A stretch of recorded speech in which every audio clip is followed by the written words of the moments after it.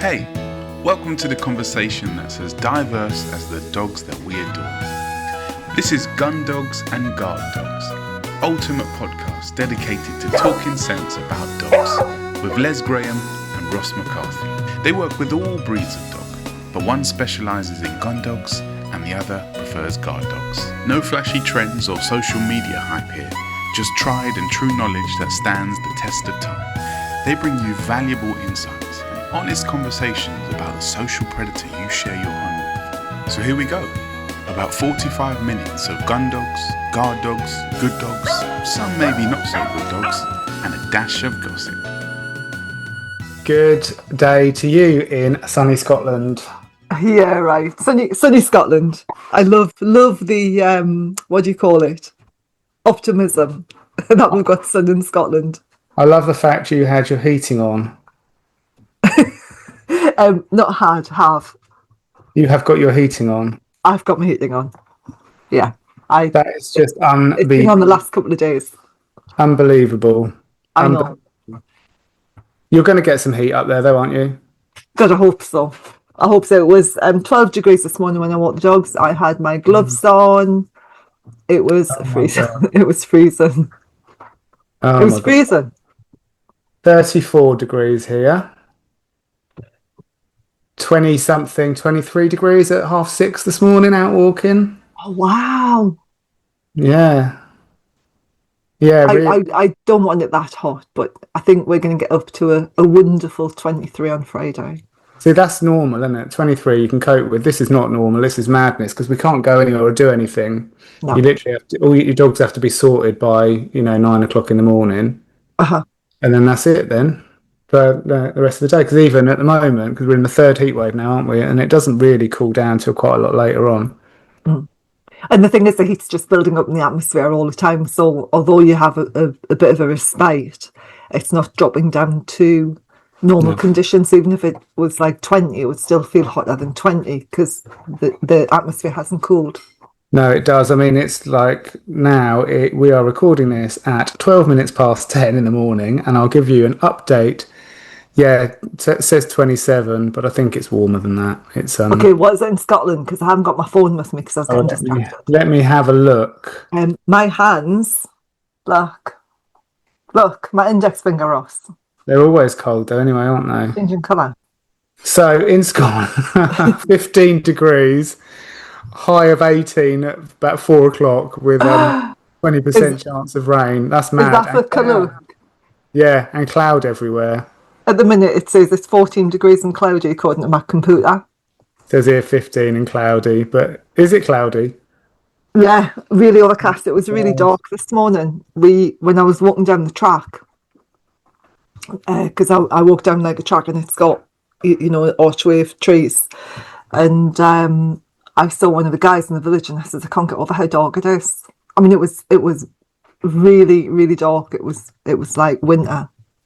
It's literally, I just can't even imagine that. I can't even imagine what 12 degrees feels like right now. I mean, it's just so cold. It was, I had my gloves on. It was so cold. And in the week, it was just, I ended up walking later than usual because it was too cold to go out. I was like, I opened the door and I went, I'm not going out tonight yet. I'm going to feed them now and go out in a couple of hours. And here we are in the south that has to set an alarm and get out while it's still cool enough. The last heat wave we had a couple of weeks ago, I was out, I think it was just after 6 in the morning. Uh-huh. I left my friend a voice note and I just said, I'm not sure I should be out walking. And it was that hot at that time. It was that hot. And I thought, I'm not sure I should be doing this. But I know people say dogs don't die from not having a walk. But they do they're very used to going out and sort of emptying themselves, you know what I mean? Weeing and pooing and getting that all sorted.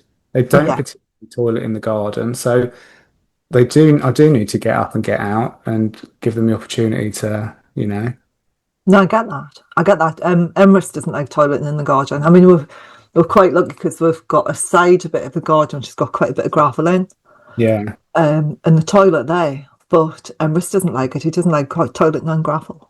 No, see, I'd rather let them toilet on the grass. They're not allowed to toilet on the grass. No, see, I used to have a very strict rule. The dogs were not allowed to go to the toilet in the garden. They can go to the toilet in the garden now. I mean, they can, if they need to go, they will, but they can go, but it's not. I don't have that kind of garden where, I haven't got an acre with loads of trees where they can wander around sniffing and cocking their Yeah, legs. no, I haven't. So, no, they do need to go out, but, luckily we get that done first thing. And then if it's not too hot, we have a very short walk around the block, literally the block, Oh just no, nothing. we were out yesterday afternoon. I took them at 3:30, and I did some obedience and some gun dog training with them.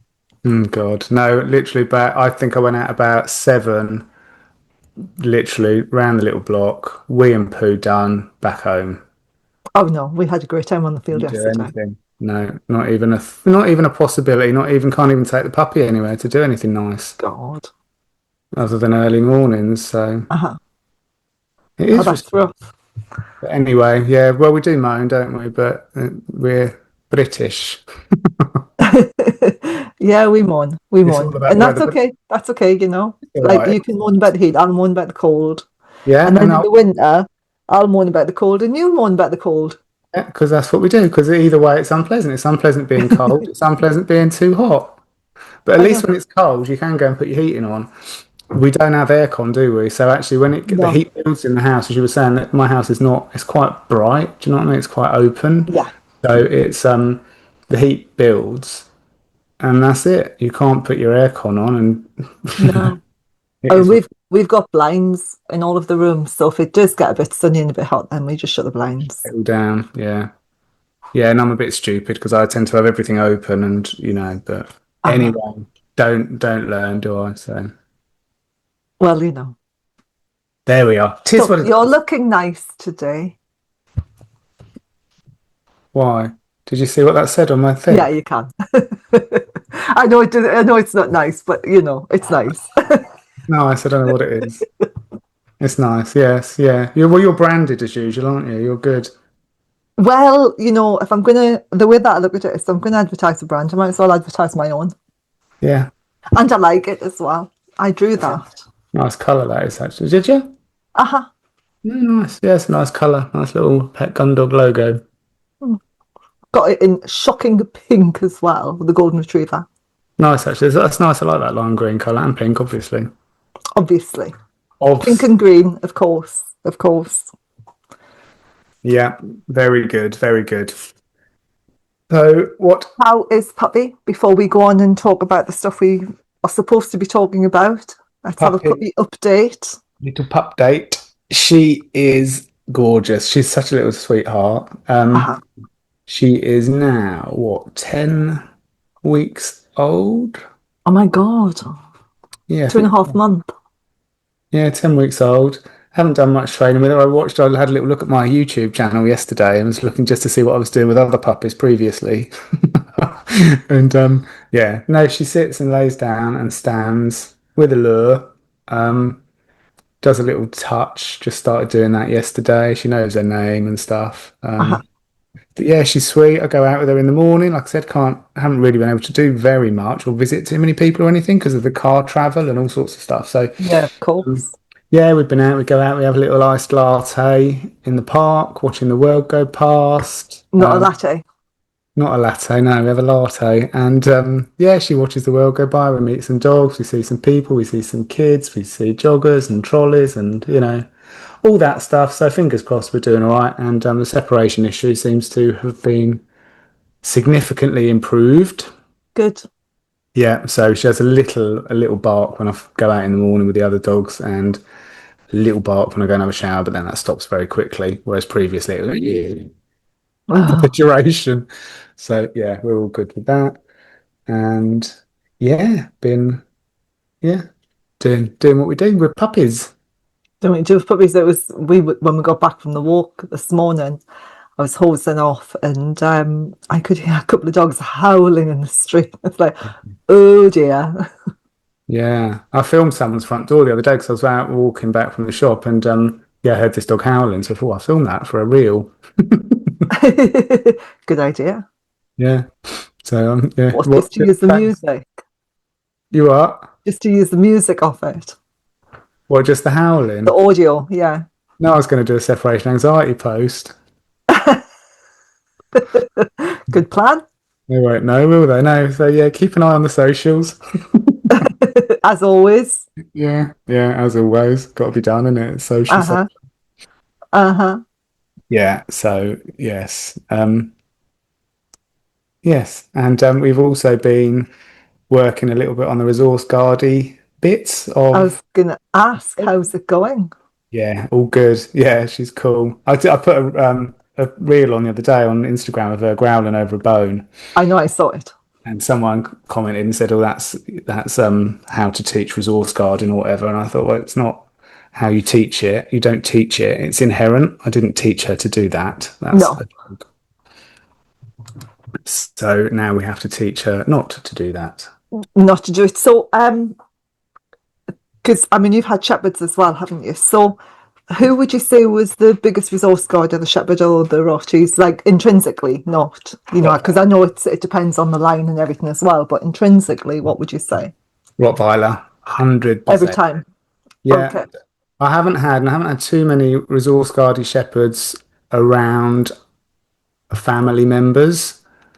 Some of them have been a little bit, you have to be mindful around strangers with resources. Uh-huh. But shepherds, not so much. But yeah, definitely the Rottweilers. I think all of mine have always, as 8-week-old puppies, have always guarded resources. But that's what they do, isn't it? I mean, you know, back in the day, yeah, as droving dogs, you know, as legend has it, they're, you know, the butchers and, you know, come back from market and tie the proceeds of the day around the dog's neck. So the dogs, you know, nobody would steal it. Uh-huh. So that's, you know, these things stay, don't they, within the breed? Really So do. why people really are surprised that they get these dogs and they do these things, it's why would you be surprised at that? Yeah, absolutely.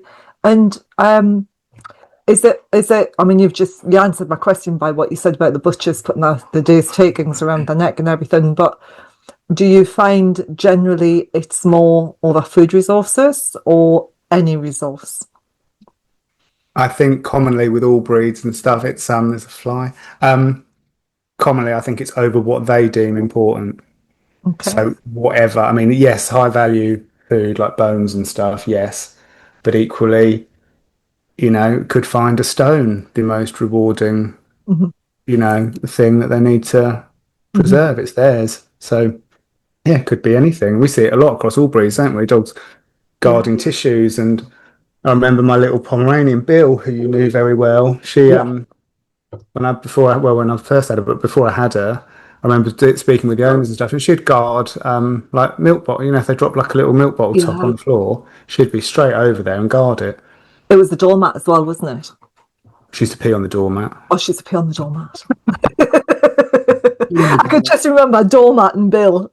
Yeah, no, she'd guard anything. She'd guard, anything with her previous owners, like tissues. But I think it just became also a really pleasurable activity that was reinforced, kind of unintentionally reinforced. And it was They get a warm and fuzzy, don't they? Yeah, I'm going to get that. And then you've got all the, you know, these strange mannerisms that people do to try and get the item or to distract the dog or to throw a bit of food, and people just quickly compound it rather than dealing with it. Prove it, yeah, for sure. It is interesting because I mean I haven't had a guarding breed. I've had a guarding, like Kim was a cross, but I've not had a guarding breed. But it's really inherent as well in all, as I say, it's in all breeds. It depends on what they're like. I mean, Spud was my Wilton Cocker was a bugger of a resource guarder, and Bart was more resource guarding food, whereas Angus was very into toys. Yeah. And that was really funny in Phelan's. Phelan's a bit of a resource guarder. I mean, it's very, like you said, it's a natural, normal behaviour, isn't it? That's more prevalent in some individuals than others. Do you know what I mean? It's kind of... Definitely. So, what I've got a few questions because I think it's something that's really worth exploring. We both saw a reel of on resource guarding which just said, oh, just teach your dog to leave it and come to you, but that's okay if you're a trainer or if you start from a very young age with a puppy. But some of the dogs we've seen for resource guarding, you say leave it, and they'll go, yeah, and Yeah. you know, it isn't going to happen. They just no, and a lot of the time the dogs just, as you know, just intensify when you go to intervene, say leave it or whatever. Then they're just like, you see the kind of the fixed stare and The all that. mist. Yeah, and they're just like, no. I mean, even that little latte I had here, I put another post up there guarding that strawberry, and you can see Yes, the intensity. If I said leave, come over here and I'll give you a bit of chicken. No, not a chance. She's going to leave. She didn't even want the bloody strawberry. Do you know what I mean? But it's hers, but she didn't want you to have it either. no, she's not sharing food. Yeah. So that's that. And no, you could say leave it as many times as you like. Yeah. But you have to work with the dogs, I suppose, over a longer period of time. But when we see clients, at the point that we get called in, I mean, it's really kind of severe, isn't it? I mean, I saw a soft-coated Wheaton a couple of months ago.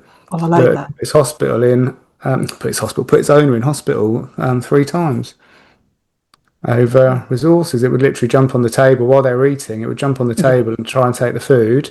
And if they tried to push it off or do it, then they would just attack them. Nail them. Yeah. So it was the same I saw. God, I don't know if you can remember. It was like years and years and years ago. I'm in a sec. Phelan, leave him. Sorry, Phelan's getting very pushy at the minute. Good boy. How old is he? He'll be 2 next month. Okay. He's getting very pushy, and Emrys was lying in the crate, and Phelan decided to go in and mob him. Oh, nice. But you don't need let's that. not do that. Right, we'll not have none of that nonsense. But at least I didn't say no. I did say get out of it. Yeah, I mean, I saw this lab years ago, and some of them just stay with you, don't they? And he was amazing resource guarder. It started off with he'd had a hip replacement. He had a hip dysplasia, so he had his hips done. And to start off with, they wouldn't disturb him when he was on the settee. The kind of disturb him, he growled. He moved, he learned to get what he wanted through aggression, but then he decided all the resources in the sitting room were his.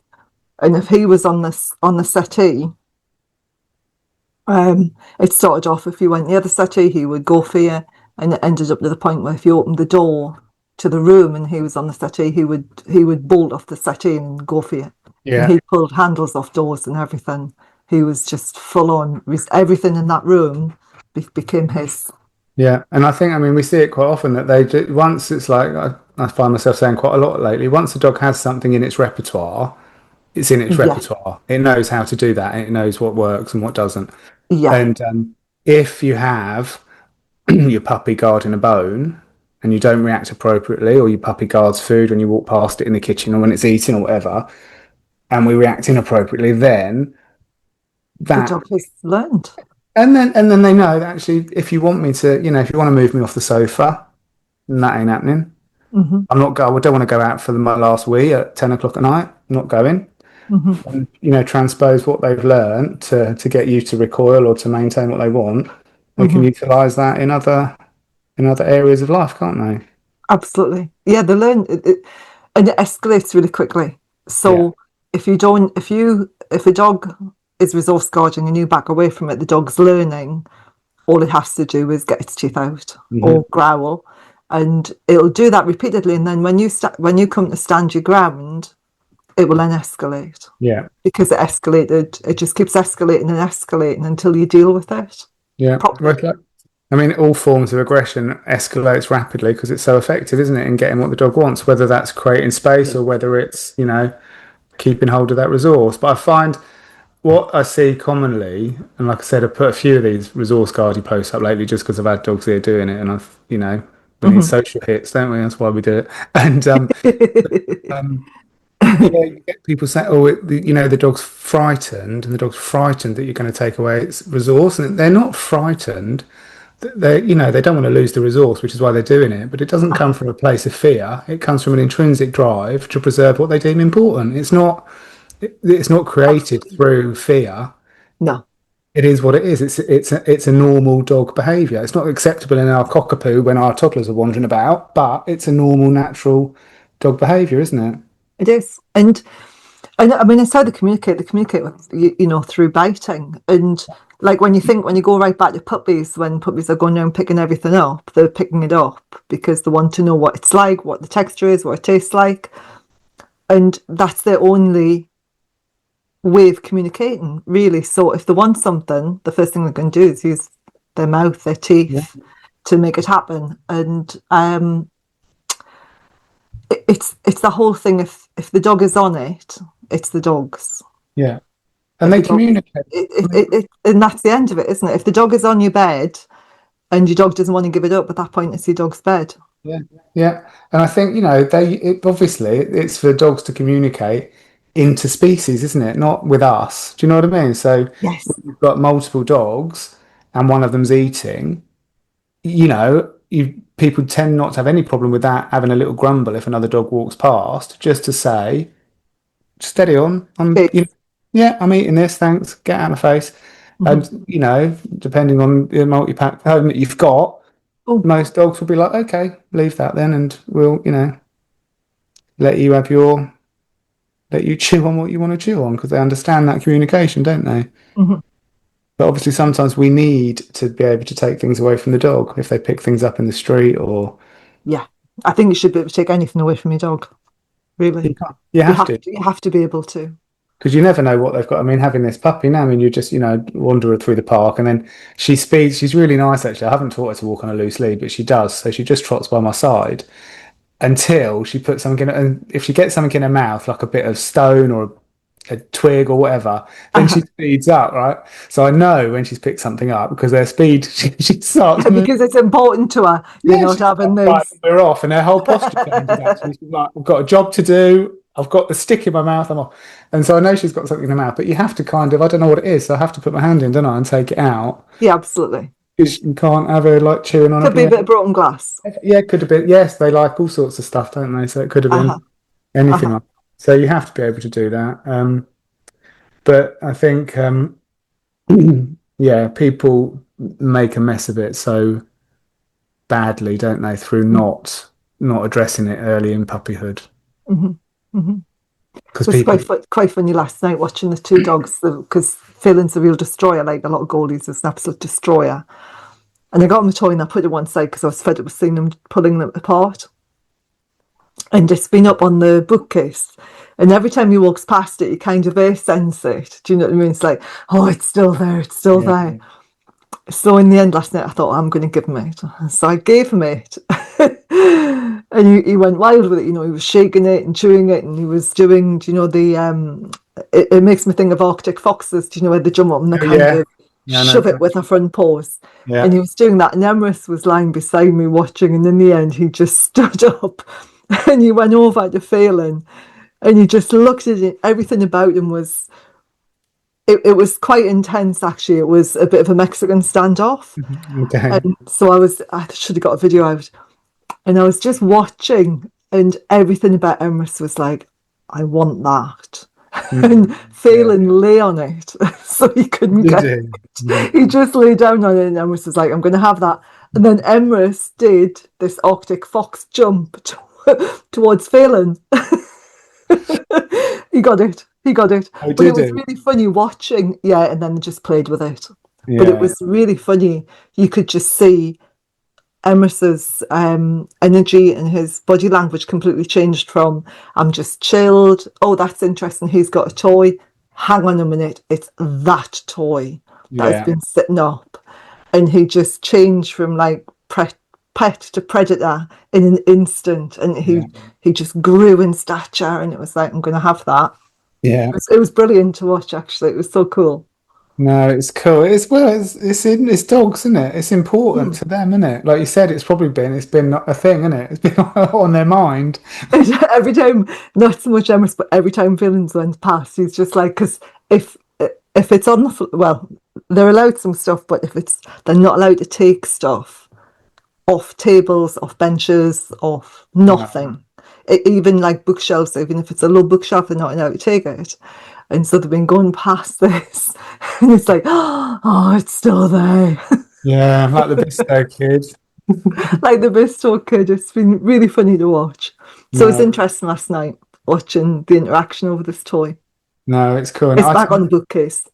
Is it? Yeah, it's back on the bookcase. Yeah, I'm not having them messed about like that. No, I tend not to have toys knocking around in the house, although obviously I have at the moment, and that's driving Okan wild, particularly like if she's got like a little squeaky toy, he comes flying in. But I want her to have those. Do you know what I mean? I want her to have those experiences. I want her to have that. But yeah, if he hears that, he's kind of beside himself. He really wants something to chew and rip do apart. the boys not have anything at all? No, not in the house. No, they like they like a football, a tug toy and stuff like that when we're out. No, they don't. No, I'm horrible on that. Well, to be honest, Okan would just eat it, just destroy it. Won't eat it, but we'll just rip it apart. So, yeah, I don't have. I've got a thing of toys on my desk, which is for me to play with them. The only thing that they've got down is Grizzly, which is his Grizzly Bear from a puppy. But the is it Green and Wild? You know, the compressed toys. I don't know. Have you not seen? Oh, they're really good. Let me find one to show you. The Green and Wild and the compressed felt, I think they are. So they can chew them and they're safe. Oh, I thought you meant they were sort of compressed and then you sort of, I don't know, blow them up or something. No. So that's... oh, cool. They look like slippers. that was actually a hammer. Oh, was it a hammer? Yeah. And it's a dog life. They're really good. What are they made of? It's just like compressed felt. And it takes them ages to chew through it. And it's good for feeling because it stops him destroying his toys. Yeah. And he doesn't get gaudy over them, which is really good. Whereas with the fluffies, he gets a bit gaudy over. Yeah, see, fluffy toys wouldn't last 2 minutes. Yeah, they don't. You just have to watch out for the threads. I'm just cutting the threads off them. But they're really good. They're kind of the only things that really last more than 5 minutes to the Goldie. Yeah, a lot of things don't last. I had bought a little puppy toy box just off Amazon with loads of different bits in it, but none of that will last for long, will it? That'll all end up in the bin. But she's got some nice little toys at the minute to play with and learn not to guard.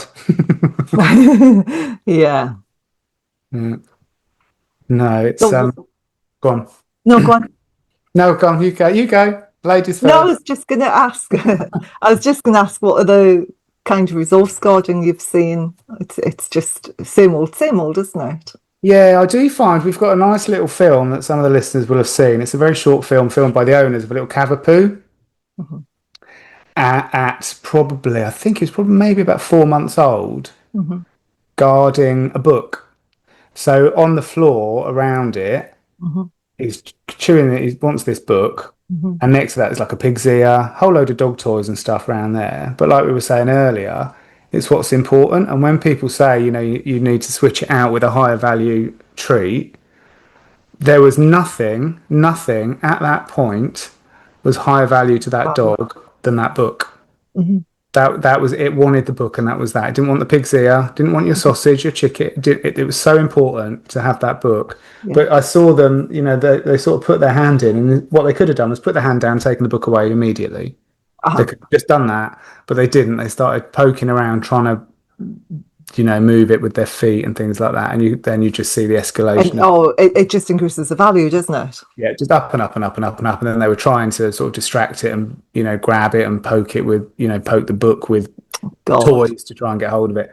And you just that's just right there is where that's where you really start your journey now, because you're displaying fear and weakness, aren't you? Yeah, I mean it's amazing to have the upper hand like that. As you know, I mean dogs. They like to trophy stuff, don't they? And like I said, when little Roixzan's got a little stick in her mouth, her whole demeanour, she's important, she's powerful, she's got this thing, her whole body posture changes. It does. And you see that, don't you? When dogs have got this, it changes them. But it's the same like I don't know how much retrieving you've done in your classes, but like certainly in the gun dog world, you get these adolescent dogs and older dogs as well, where you send them out for a retrieve. They do a bit of showboating, or they do a bit of like, look at me, how important. And that's the start of resource guarding, because they're like, look at me, how important I am. And then they might start doing a bit of keep you away. you know. it's The more horrible. you do keep you away, and it's like, oh, give it to me, and you have to just deal with it then, because that's where the potential, certainly with the gun dogs, that's where the potential starts for the resource guarding, because they've got something that's important.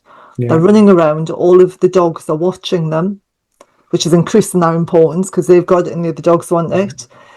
And then they're doing keep away from the owner. The owner's trying to snatch it. The owner's just communicating that the dog is faster and more important because it's got the dummy and we want it. And it's you just see it, and then you put that in the house situation, and you just think, yeah, there's a start. And resource guarding doesn't have to be full on aggression. No, it can just be that potential, isn't it? When you see that potential there, that's the time to nip it in the bud. Yeah, you see it. You do see it in a lot of dogs where you don't get, like you said, you don't get the growling and the bared teeth or whatever, but you do get that look, when they look at you at the top of their head, and you know that kind of the precursor to I'm not sure you're going to have this, thank you. Yeah. And then you kind of edge their way into it. But and I think it's the term, isn't it? Resource holding potential.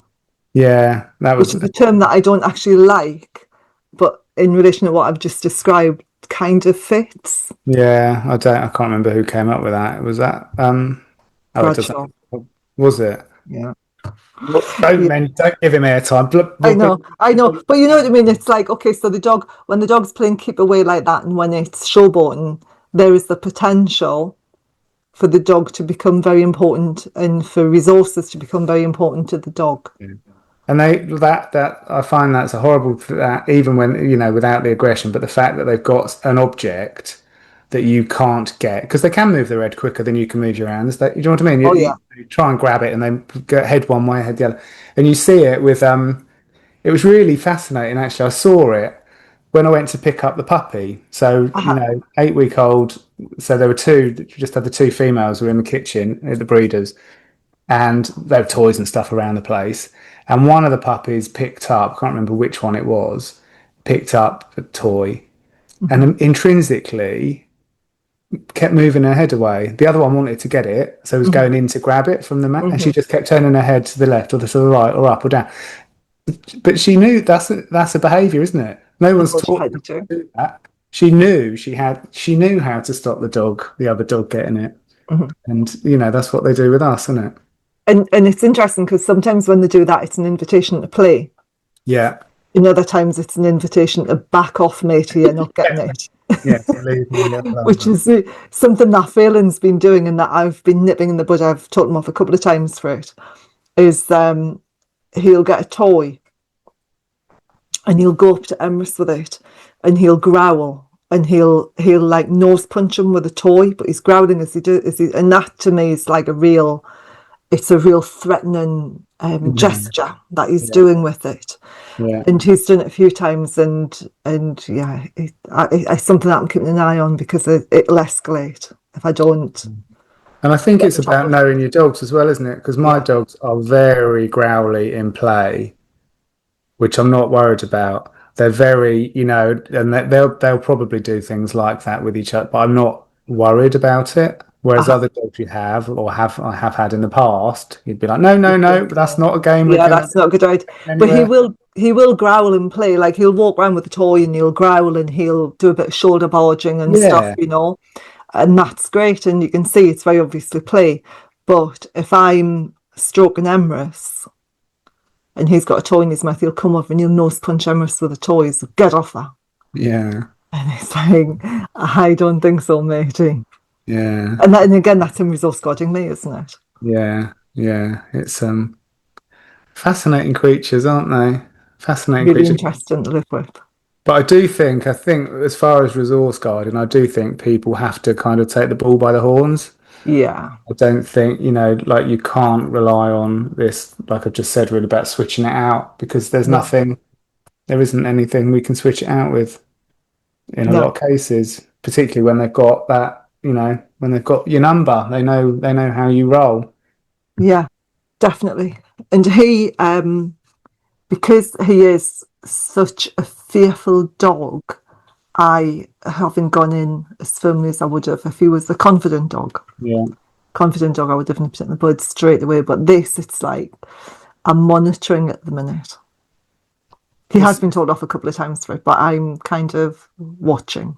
No, it's difficult because I think you've also, I mean, what I say to a lot of my clients, because sometimes if we take the dogs on, which is not very PC, and a lot of people just think, oh, God, you shouldn't do that. But, sometimes we take the dogs on, and I always say to clients, you've got to have, if the dog's up their level, you've got to have something else to up your level. You can't be, oh, I've just made it worse. Now it's baring its teeth, I've just made it worse, and then let the dog go. You have to be ready to raise your level as well. Your energy has always got to be greater and stronger and more determined. Yeah, you can't have that. And particularly, it's dangerous, isn't it? As we know, I mean, even with smaller dogs doing it. I mean, some of the cockers I've seen, the intensity of it, because they don't, you go and talk to these people and they're like, oh, yes, well, 8 weeks old, it was growling over its food bowl. Like, why didn't you phone me at 8 weeks then when it was growling over its food? And why'd you wait till it's 3 years, till it's nailed your kid? I mean, what's that about? But they do, don't they? They do. But no, some of them are absolutely feral, aren't they? And the Cockapoo. Oh, the cockers, yeah, definitely. Yeah, Cockapoos, Cockers, Springers used to be. Back in the day, Springers were dreadful. They're a lot better now, though, aren't they? I think so. I don't see many Springers around. We used to have a lot of them, actually, and they were really quite, bad. Yeah. When they were bad. Yeah. But, no. Are you still seeing many aggressive labs these days? Because we've seen quite a few of them between them. Yeah, no, not really. No, I can't really think. What I see now, I see a lot of Cockapoos, French Bulldogs. They're problematic as well, actually, with resource guarding and other kind of behaviours. Being a bull breed, that's kind of what they do. No, Dachshunds. Dachshunds are popular at the moment, aren't they? Particularly with people that are, young couples that are planning a baby, they get a Dachshund first. Yeah, and tackles as well. I've seen more aggressive tackles than I have like smooth coated. Oh, have you? Yeah. Oh, I have seen. I did actually. A couple of years ago, I saw a Teckle, which is just a wire-haired Dachshund. Wire-haired Dachshund, yeah. But anyways, so it was because she called it a Teck. It was a Teck, and that came and attacked my case. From my case, and it went blooming bonkers. They're really solid because I think, like, when I look at the Dachshund, I always think they're quite slight, whereas the Teckle's a chunky piece of dog, isn't it? I mean, the miniature Dachshunds we see quite a lot of, but the full-size Dachshunds, I mean, they're strong dogs, aren't they? I mean, the badger dogs, yeah. They've got big, strong mouths. They've got little legs, but they've got quite strong bodies. Powerful shoulders. Yeah, and big teeth, big jaws. Because they get hold of the badgers, don't they, and pull them out and bait them. Yeah, they've got big, strong gnashers. I like Teckles. I like Dachshunds. It's like all breeds, though, isn't it? When they're lovely, they're lovely. Yeah. And when they're not smart. Ben's got this really gorgeous Teckle, which is on the front of the book. That's the one on the book, isn't it? Yeah. Little Dill, she's gorgeous. What's she called? Dillis? Dill dog. You don't know what one about, do you? The Herb Garden children's program, the Herb Garden, Dill the dog. Rings a bit of a bell. You're so young. Well, yeah, well, I am. I wouldn't know that, would I? When was that on TV then? 60s? Early 70s, I think. Yeah, wouldn't probably too young. So it was the Herb Garden. It was the Super Herb Garden. There's Dill the dog and Bayleaf the gardener, and it does ring a bell. It does ring a bell. Yeah, might have. Dill the dog was a little cocker, really busy, running around all the time. Oh shit! No, I don't know, but no, far too young for that anyway. So young. Do you remember Mary Mungo and Midge? No, I don't. Honestly, do you not? I don't know. Mary Mungo and Midge. No, I know the dog name. In there. I don't know what it is. No. Don't even remember the Famous Five, really. I didn't read or watch the Famous Five. No. The Secret Seven were much better. They were naughty. Were they? I've never even heard of the Secret Seven, I don't think. Oh, Callum read them when he was young. Oh, well, yeah. He's 32 this year. That's mental, isn't it? 32. That's mental. God, I remember Mm-hmm. going off to school. Mm-hmm. 32. Oh, yuck. Yuck, yuck. Yes. Any Yes. Anything else we've got to talk about on resource guarding? Oh, we covered that, do you reckon? Oh, there's only one other thing, which is when there's been times where I've went to see people where they've had a resource guarder and the dog has started guarding part of the house. And something to be mindful of is if you leave toys down, if you've got a resource guarder, leave toys down overnight and then you remove them, you could end up with a hot spot in the room and the dog could end up resource guarding the hot spot because it can smell the toy there. Yeah. I think that happens and it can be a bit confusing. Yeah, you'd be like, what the hell's going on? And I also suggest with some of these dogs as well that you kind of move their bed around so it becomes, it's not a place, it's theirs. Yeah. The bed is the thing that moves. The bed is, yeah. You don't have that corner by the fireplace, you know what I mean? Yeah, because it's the same thing. They can then guard.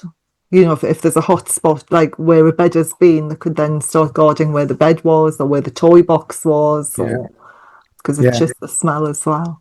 And I think the amount of people that I speak to that are just, the dog guards their bed, so their partner can't come to bed late or whatever. Oh, yeah. And guards the sofa, and you're like, well, didn't need to do any of that, did you? I mean, it doesn't need to guard your bed, does it? Just shut your bedroom door, leave it down, just what are you doing? Chuck it off. Yeah, just what are you doing having that on your bed when it won't let your partner in? Yeah. But that speaks more about, I think it speaks more about their relationship than it does about the dog. But, your partner can't get into bed, but you do nothing about it. I mean, that speaks volumes, doesn't it? It does speak volumes. It speaks volumes about what the dog thinks as well. Yeah, no, it does. And you think the first time the dog did it, you'd be like, no, you didn't buy that bed, buddy. Get off. That's the end of that. But, it's strange what people accept with and what they put up with, isn't it? With their dog, what they live with. Yeah, I was just thinking it's what people put up with, isn't it? It's sometimes it happens gradually, and before you know it, the dog's kind of taken over the house, really, hasn't it? It's like, this is my settee, this is my bed, that's my part of the kitchen. It's. I think things, like you say, things do happen gradually, sneak up on people so they don't know. I remember, it must be like 30 years ago, because I was really surprised of talking to a lady with a Jack Russell, and it was aggressive to people, and she sort of burst into. I said, "Oh, what do you do when visitors come?" And she just sort of burst into tears. I said, "We don't have visitors." Yeah. Somehow, somewhere along this journey of this dog, it's too difficult to have people in. We just don't have visitors. That's it. Yeah. And so I think that sort of realization hit her a bit hard then. Just they'd allowed that to happen. Yeah, and sometimes it can be embarrassment that causes it as well. Yeah. The dog behaves naughty, if you like let's put kind words on it. So your dog's being a bit naughty, and people get embarrassed, and then as soon as they're embarrassed, the energy goes really weak, and the dog goes, well, I know what to do to get my own way, and so it escalates really quick that way as well. It's not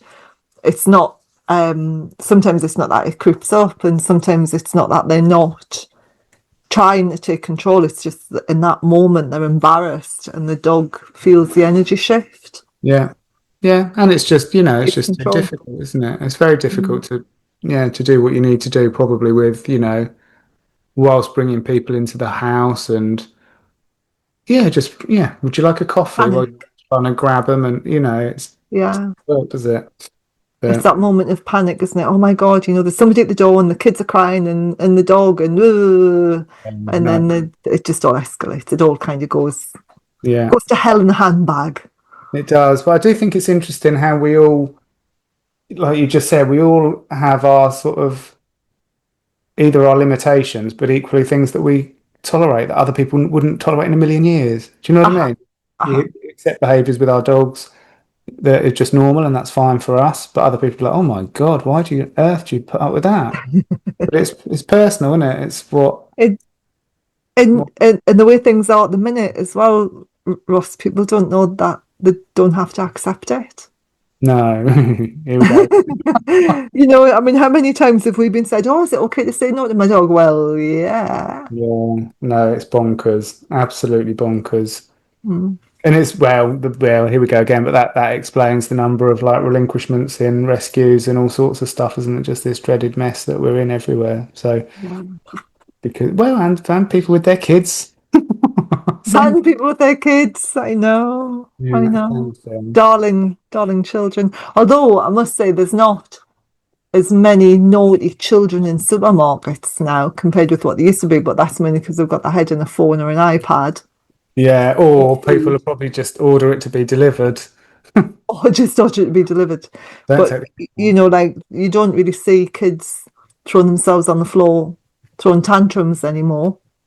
No, I haven't noticed that. Screaming. You used to see it, didn't you? Like they'd put, they'd want Yeah, to be, they'd want their sweetie, and they'd, Mum, but no, you're not having that. Put it back on the shelf, and then they'd go into yeah. full Tantrums. yeah, proper laying on the Now, now they either get the sweetie or they get given an iPhone to look at. yeah, they probably get it. Probably say you can't have the sweet, but you can have that and play on that tablet.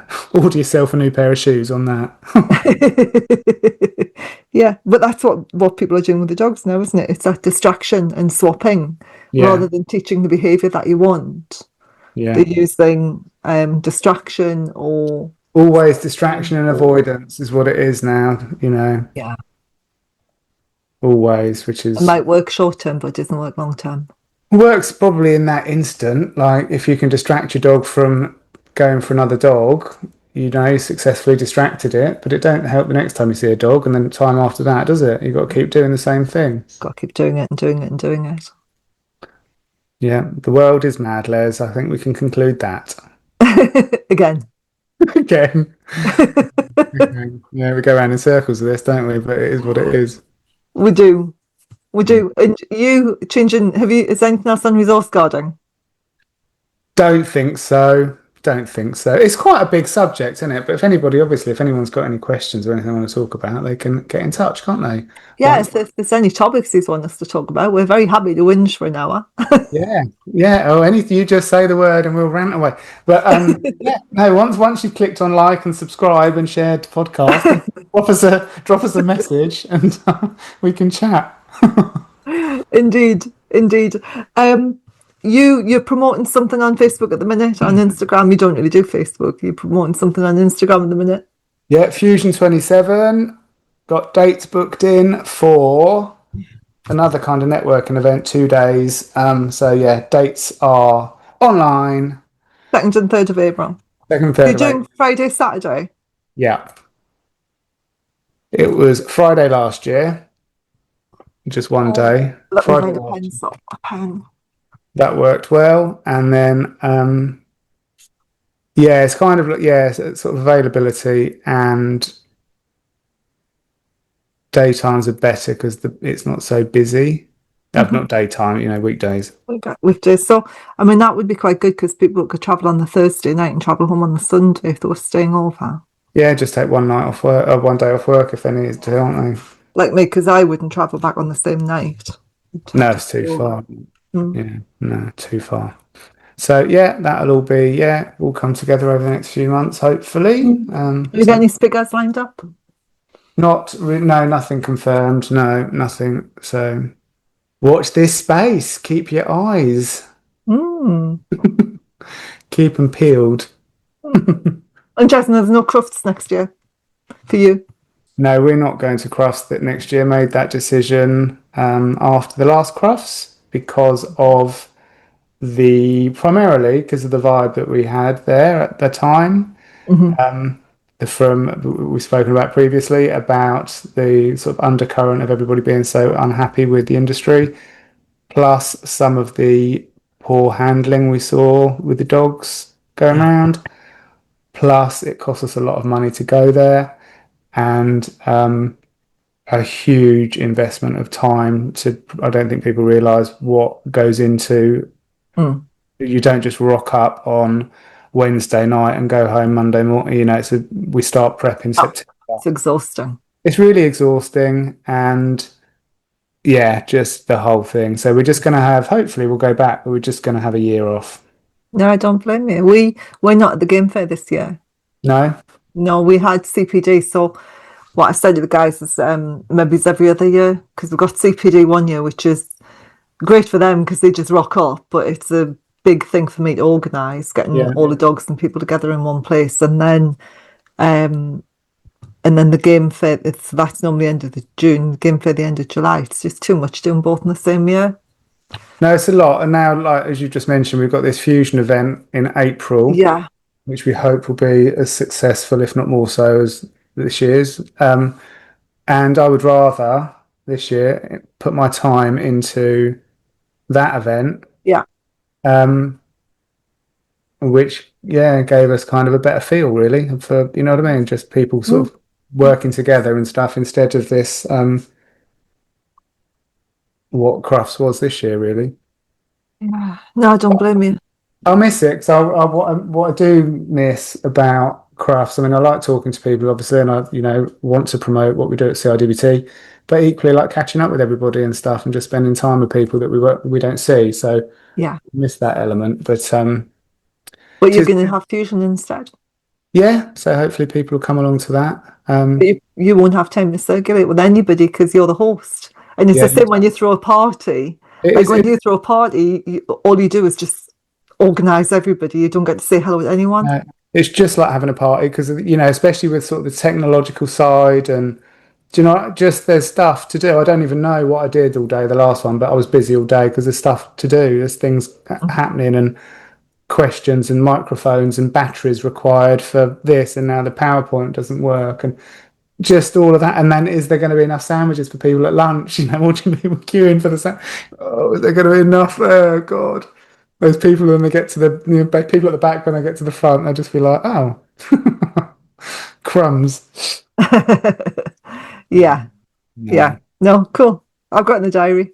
No, it would be good fun. And what are you doing for the rest of the day then? Ramping your heating up and putting your card in? Turning the heating up. No, I'm sorting out the level 5. I've got the level 5 diploma, so I'm just finishing off writing homework for that. So it started last month, and I've got it mapped out, but now I need to write the questions. So that's my plan. I'm going to be writing level 5 questions today. Nice. And you can go out in the cool air if you wish. Yeah, I'm going to take the dogs out and do more training later. About 3:30 in the cool 3:30. That's just about when it gets to the maximum hideousness. No. No, yeah. Cool. No, well, enjoy your sunny afternoon. I will. What are you up to? Melting. Sitting here melting, yeah. Oh, well, enjoy it. Yeah, and I will catch you, hopefully, when the heat wave has gone and we'll have something else to moan about. Yeah, okay. I'll catch you later. Have a good one. Yeah, see ya. Bye-bye. Thanks for listening. It's not just gun dogs and not just guard dogs, but all things canine, as we hope you have discovered. Please like, share and subscribe, and help us spread a bit of common sense back into dog ownership. And a review wouldn't go amiss either. Catch up with Les and Ross again in about 14 days for more canine conversations. Until next time, stay well and enjoy your dogs. Any dog-related questions or topics, just drop an email to talk@cfba.uk or message us via facebook.com/gundogs and guard dogs podcast.